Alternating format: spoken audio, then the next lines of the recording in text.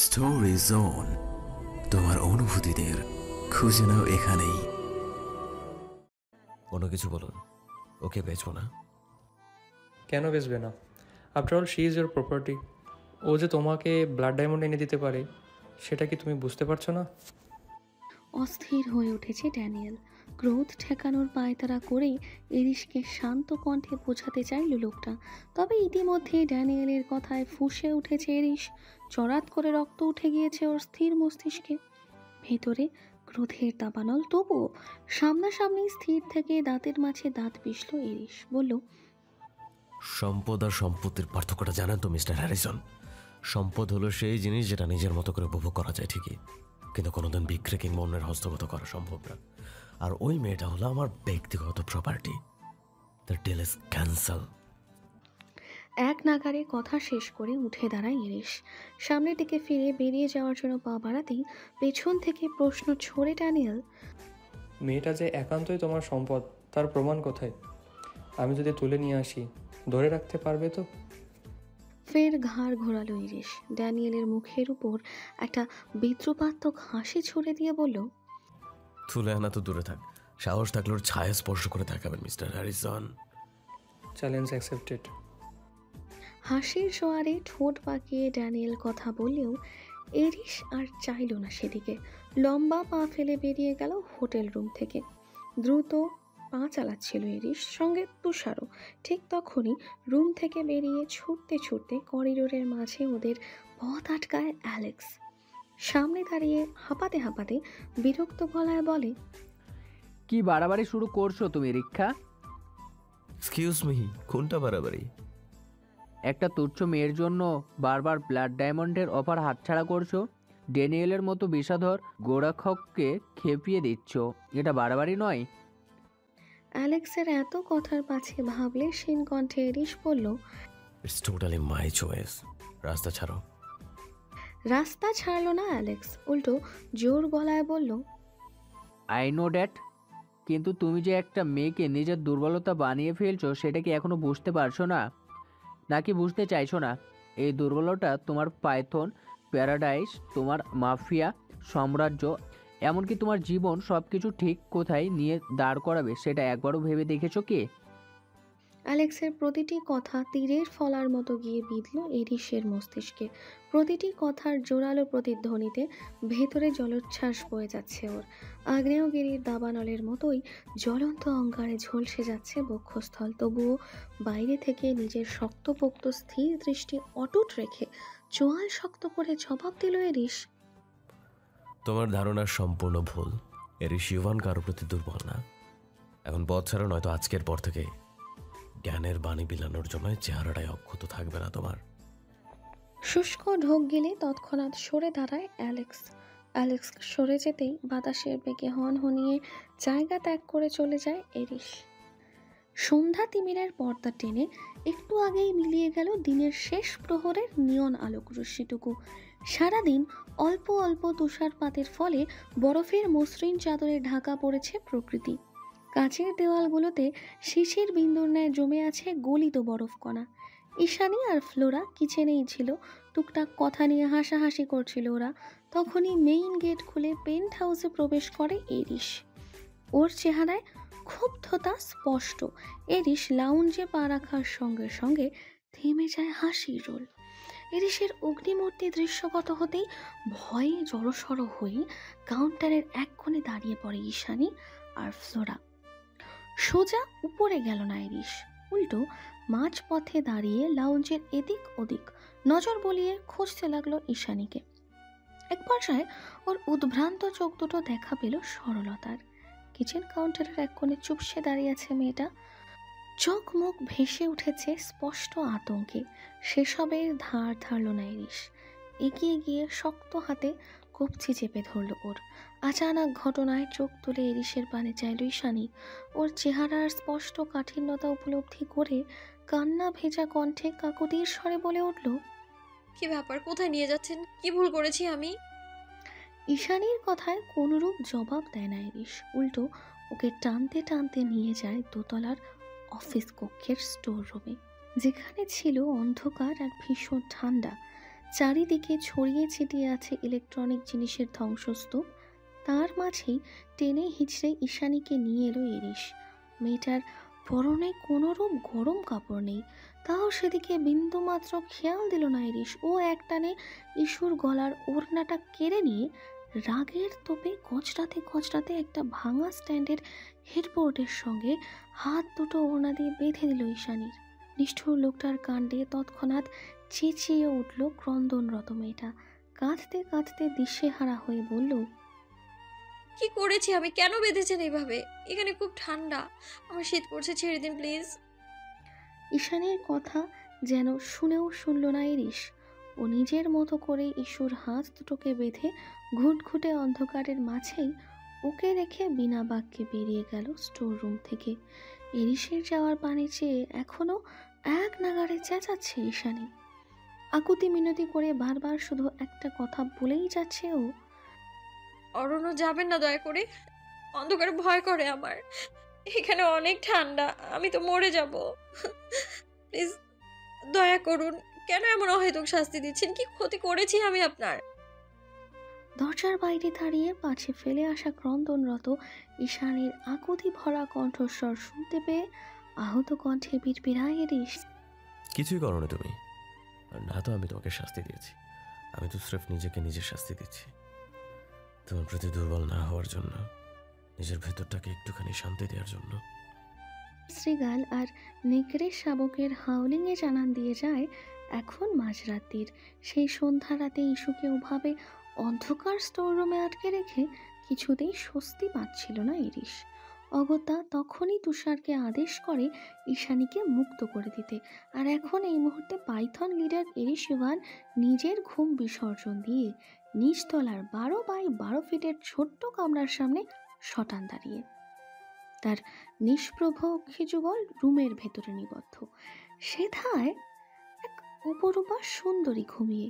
এলোমেলো তার ঘুমের ভঙ্গিমা।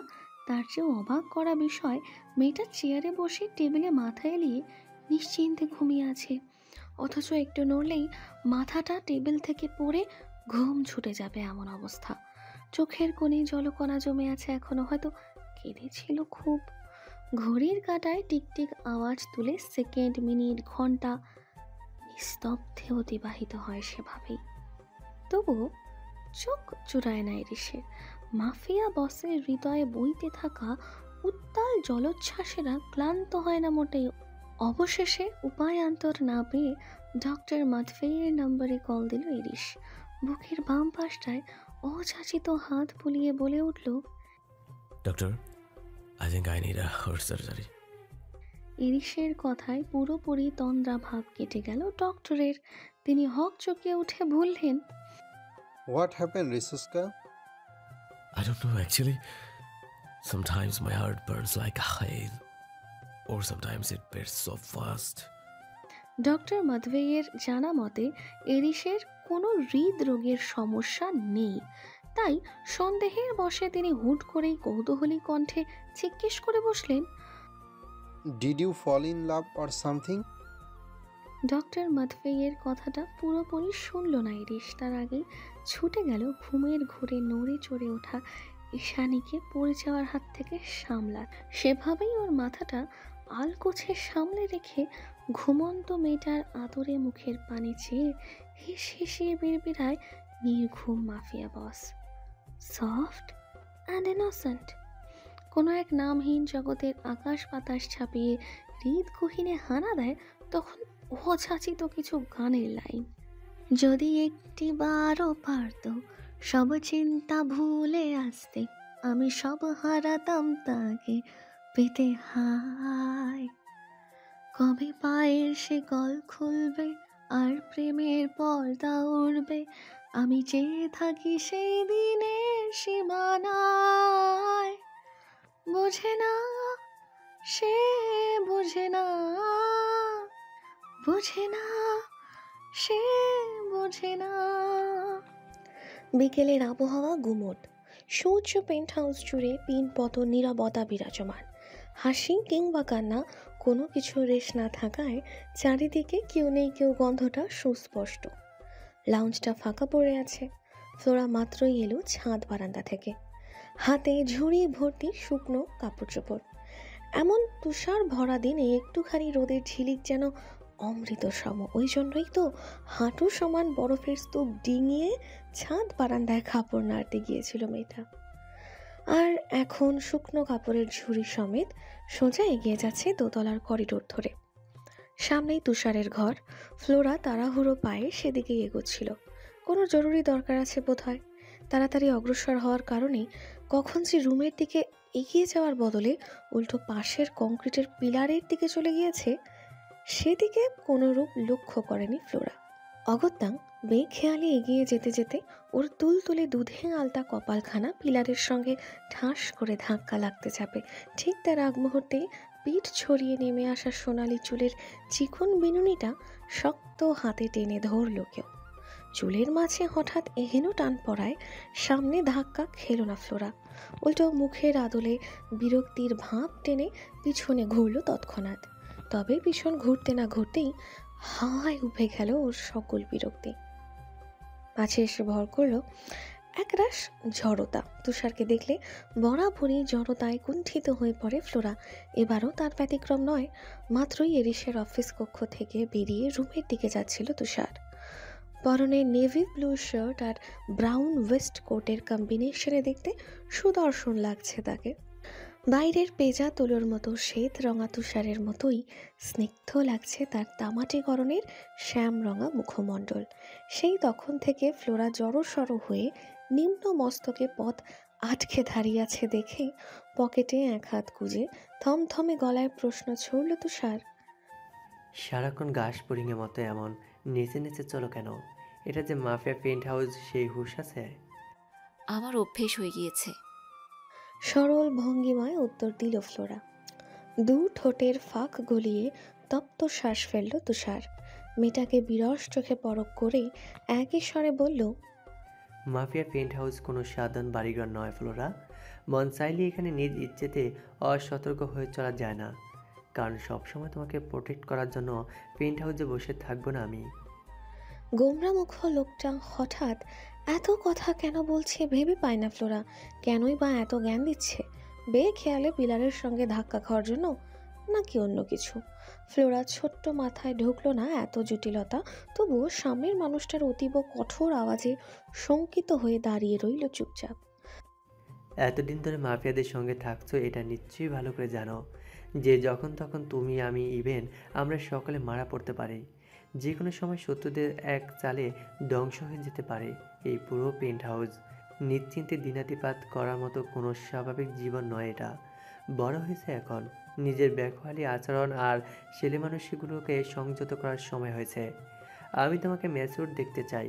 মাফিয়া প্যারাডাইসে কখনো ইনোসেন্সি জিয়ে রাখতে নেই। ফ্লোরা জানে না তুষারের এই কাট কাট কথাগুলো কেন এত যন্ত্রণাদায়ক হয়ে ওঠে ওর হৃদয়ে এসে বিঁধল। তুষার যা বলেছে একদম ঠিক বলেছে, তার একটা কথাও মিথ্যে নয়। তবুও বাদামি চোখ জোড়া জ্বলে যাচ্ছে ওর। এক্ষুনি জল উগরে এসে কোটর ভরে উঠবে বোধ হয়। সহসা দৃষ্টি সরিয়ে কণ্ঠনালীতে চিবুক ছোয়ালো চঞ্চল মেয়েটা।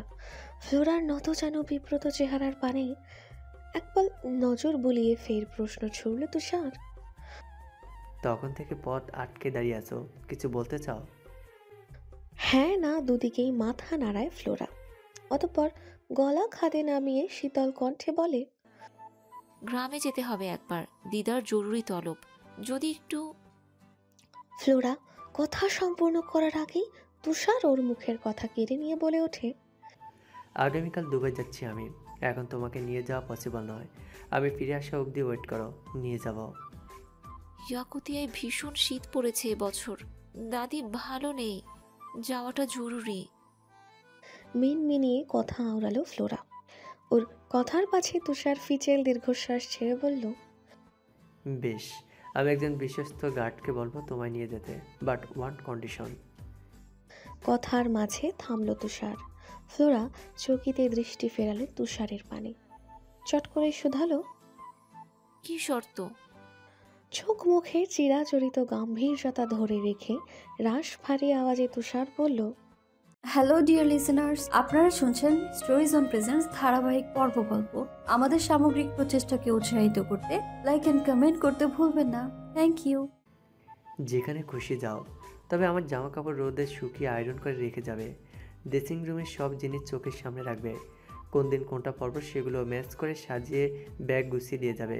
আর হ্যাঁ, আরও একবার ভ্রু কুচকালো ফ্লোরা। ঠোঁট উল্টে বলল, আবার কি? গলার স্বরে কিঞ্চিত আকুলতা ঢেলে জবাব দিল তুষার।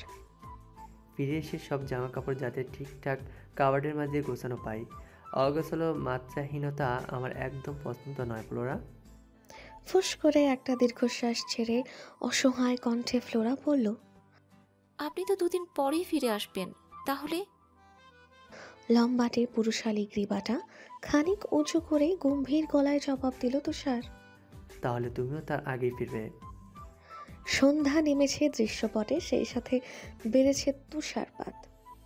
ছাদ বারান্দার ফায়ার প্লেসটাতে আগুন জ্বলছে আজ। সেথা থেকে ভেসে আসছে কাঠ কয়লা পুড়ে যাওয়ার খুটখাট আওয়াজ। বরফের দেশে এহেন আগুনের উত্তাপ যেন মিহি রোদের হাত ছানি।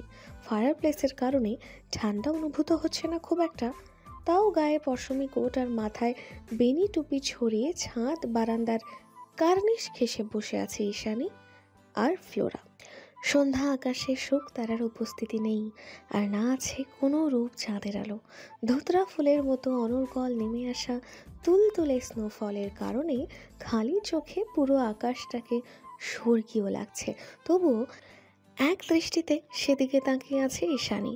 শুভ্র বরফের আস্তরে ঢেকে গিয়েছে ওর সমস্ত শরীর। আগামীকাল খুব ভোরে গ্রামে চলে যাবে ফ্লোরা। মেয়েটা চলে গেলে এই মৃত্যুপুরীর ন্যায় মাফিয়া পেন্ট হাউসে পুরোপুরি একা হয়ে যাবে ঈশানী। সেই ভেবেই ক্রমশ হৃদয়টা চুপসে এইটুকুনি হয়ে যাচ্ছে ওর। ঈশানীর মন খারাপের কারণ জানে ফ্লোরা, ওই জন্যই রাতের বেলা খোলা আকাশের নিচে স্নোফল দেখতে নিয়ে আসা ওকে। অথচ মেয়েটার শুকনো মুখে মলিনতার ছাপ এখনও সুস্পষ্ট। এসব টুকরো বরফ কণার আনন্দ বোধ হয় ঈশ্বর হৃদয় ছুঁতে পারেনি একদম।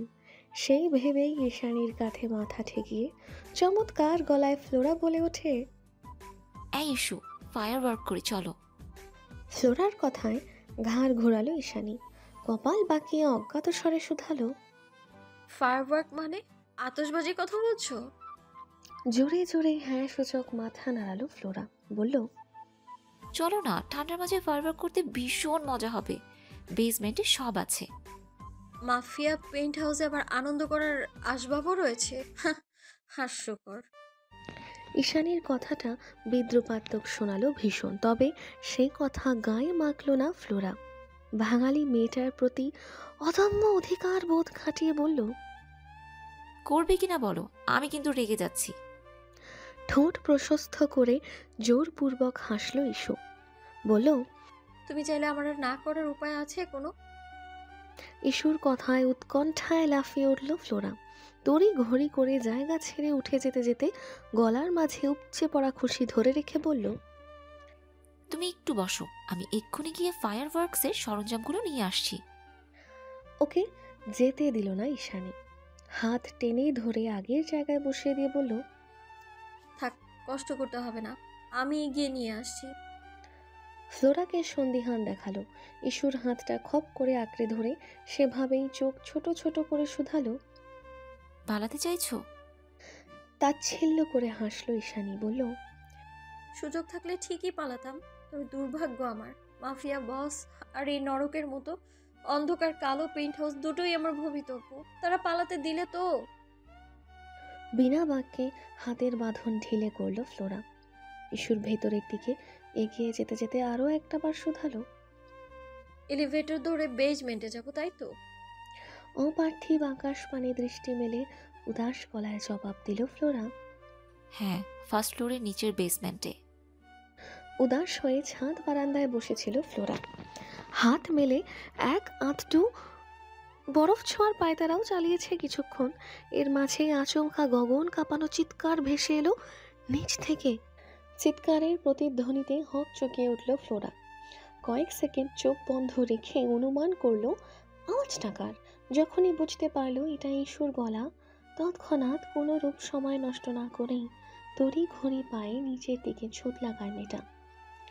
এই পেন্ট হাউসের নারী নক্ষত্র বেশ ভালো মতোই চেনা, তাই তো সন্দেহের বশবর্তী হয়ে নিচ তলার বেসমেন্টে না গিয়ে সেকেন্ড ফ্লোরে যে কৃত্রিম বেসমেন্টটা রয়েছে এলিভেটরে হাত চালিয়ে সেখানেই ছুটে গেল।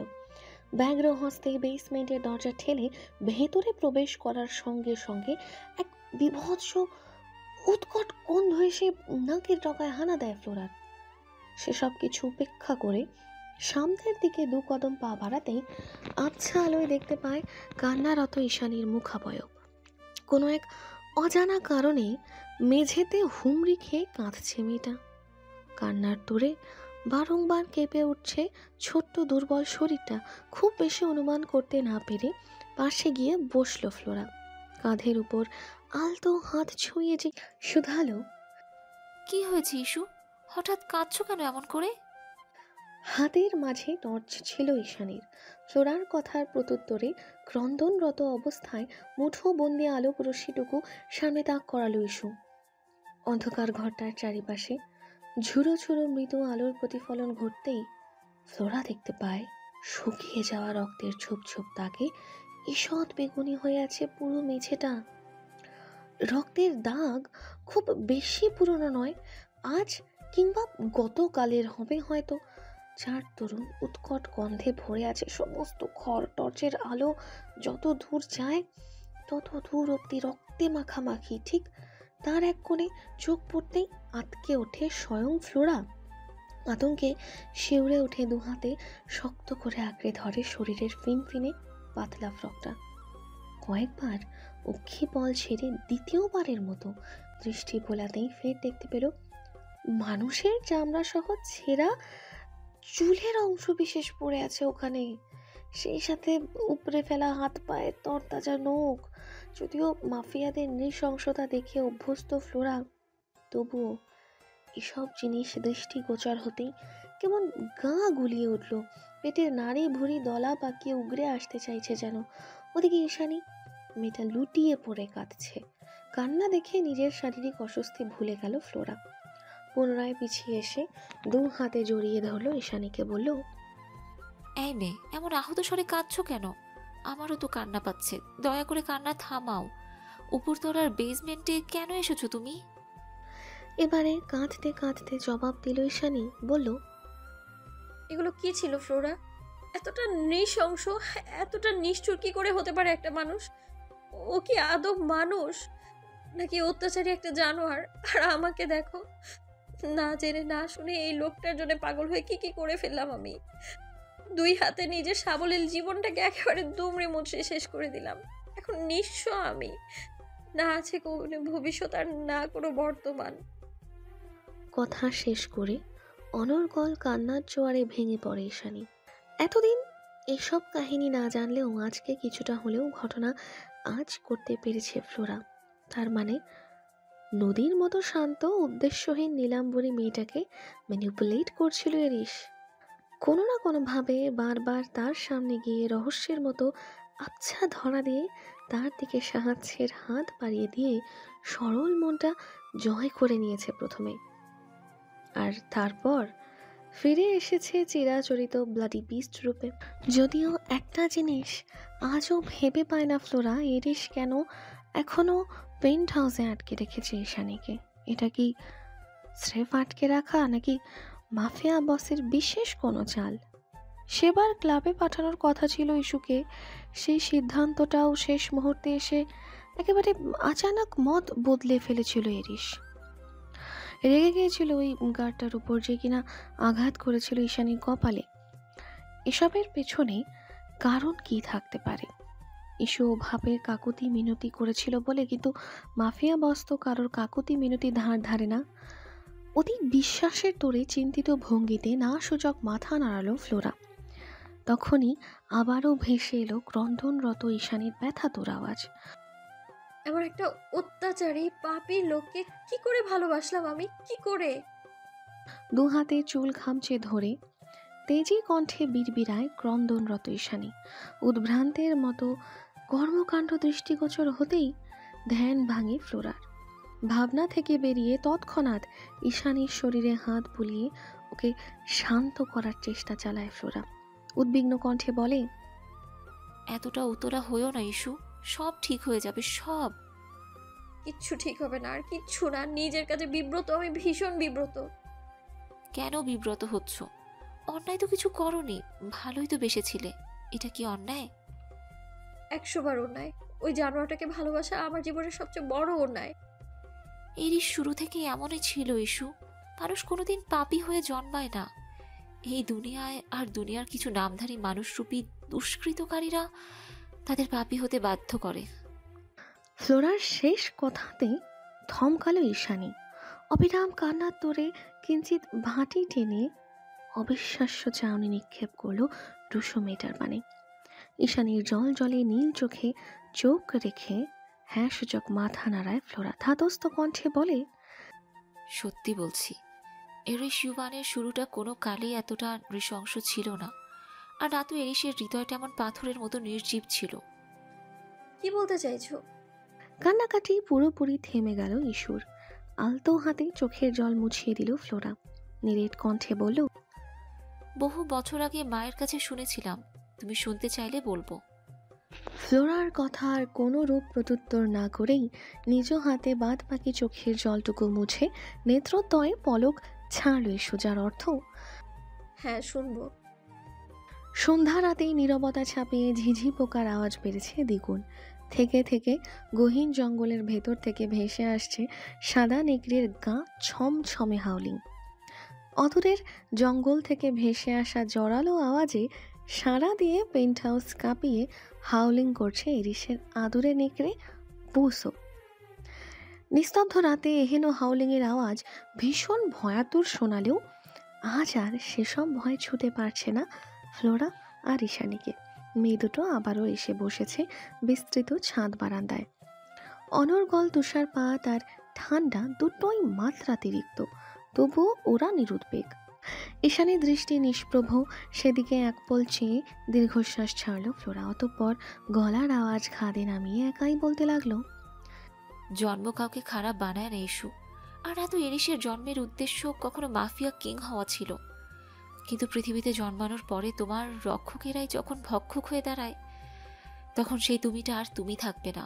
মায়া, ভালোবাসা, প্রিয়জন, এগুলোর মতো হৃদয় নিংড়ানো অনুভূতির প্রতি তৈরি হবে এক আকাশ সমান বিতৃষ্ণা।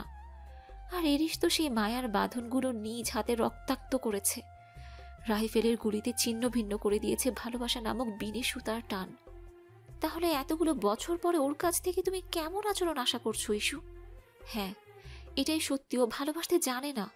আর না তো কখনো দুর্বলতা অনুভব করতে জানে কারো জন্য। ওর খড়খড়ে খরা পড়া হৃদয়টা যতটা না নির্জীব, তার চেয়েও বেশি নিষ্ঠুর। এটুকু বলে থামল ফ্লোরা। ওর পানে দৃষ্টি ঘোরালো ঈশানী। লম্বা শ্বাস টেনে বুক ভরে কনকনে শীতল বাতাস পুরে বিরস মুখে শুধালো, তুমি ওর সম্বন্ধে এত কিছু কিভাবে জানলে? ছোটবেলায় একটু আধটু মায়ের কাছে শুনেছিলাম, সেটুকুই। এছাড়া খোলাখুলি তেমন কিছুই জানি না, কারণ এরিসের পেন্ট হাউসে তার অতীত নিয়ে আলোচনা করা সম্পূর্ণ নিষিদ্ধ। ওর দুনিয়াটা আসলে এক দুদিনে এমন রঙহীন কালো হয়নি ইস্যু। বুঝ হবার পর থেকে এরিস নিঃসঙ্গ। চাপা দীর্ঘশ্বাস ছেড়ে জবাব দেয় ফ্লোরা। এখনো একই দৃষ্টিতে ওর পানে চেয়ে আছে ঈশানী। মেয়েটার জল জলে নীল চোখের মাঝে কৌতূহল সুস্পষ্ট। তা দেখে ফ্লোরা বলতে শুরু করলো আবারও, শুনেছি এরিস বাংলাদেশের বংশোদ্ভূত হলেও ওর জন্ম রাশিয়ায়। কারণ সে সময় ব্রাডফায়ার অন্তর্ভুক্ত আন্ডারওয়ার্ল্ড মাফিয়া টেরোরিস্ট পাইথন প্যারাডাইজের লিডার মিস্টার ভানিয়া মিখাইলের একমাত্র বিশ্বস্ত স্পাই ছিল এরিসের বাবা আন্দ্রেই। আমি যতটুকু জানি এরিসের বাঙালি নাম অরণ্য, যেটা কখনোই কোথাও ব্যবহার করতে পছন্দ করে না এরিস। ফ্লোরার কথায় ঈশ্বর চাচিত মস্তিষ্কে হানা দেয় সুদূর খাগড়াছড়ির এক টুকরো বিনামী স্মৃতি। বাই দ্য ওয়ে, আমি অরণ্য। তখনকার সেই বাক্যটুকু কর্ণকুহরে মধু সুধার মতো ঠেকলেও এখন সে সব কিছু ঘৃণার মিশেলে একীভূত। ঈশানীকে ভাবতে দেখে কথার পারদে লাগাম টানে ফ্লোরা। আঁক বাড়িয়ে শুধায়, হ্যালো ডিয়ার লিসেনার্স, আপনারা শুনছেন স্টোরিজ অন প্রেজেন্স ধারাবাহিক পর্ব গল্প। আমাদের সামগ্রিক প্রচেষ্টাকে উৎসাহিত করতে লাইক অ্যান্ড কমেন্ট করতে ভুলবেন না। Thank you.